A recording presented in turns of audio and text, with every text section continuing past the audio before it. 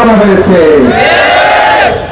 আমরা বলতে চাই, জুলাই আন্দোলনে লক্ষ তরুণ বাংলাদেশের রাজপথে নেমে এসেছিল।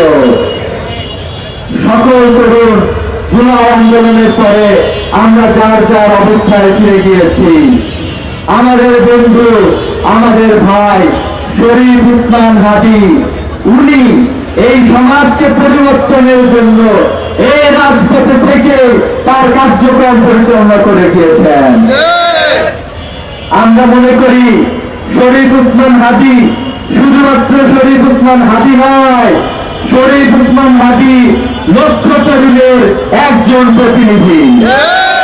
আমরা বলতে চাই, আপনারা যে দূরভিসন্ধিমূলক ষড়যন্ত্রের মাধ্যমে শরীফ উসমান হাদীকে বন্ধ করে দিতে চান, আমরা বলতে চাই লক্ষ তরুণ আবার রাজপথে নেমে আপনাদের চক্রান্তকে নস্যাৎ করে দেবে।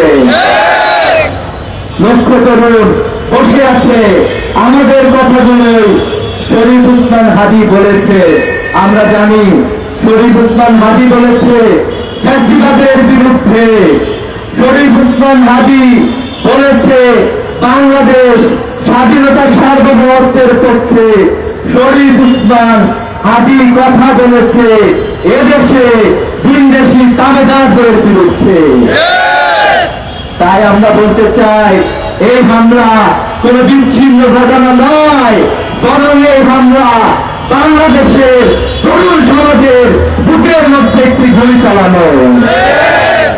তাই আমরা বলতে চাই, আপনারা যারা আমাদেরকে থামিয়ে দিতে চান, আমরা বলছি আমরা আরো লক্ষ গুণ বৃদ্ধি হয়ে তোমাদের স্বপ্নকে দুঃস্বপ্ন বানিয়ে দেব।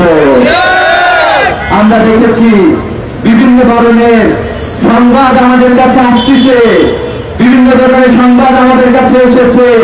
ইন্টারিমকে হুঁশিয়ারি উচ্চারণ করতে চাই, অনভিত্তি বিলম্বে যারা এই হামলার সাথে জড়িত তাদেরকে গ্রেফতার করতে হবে।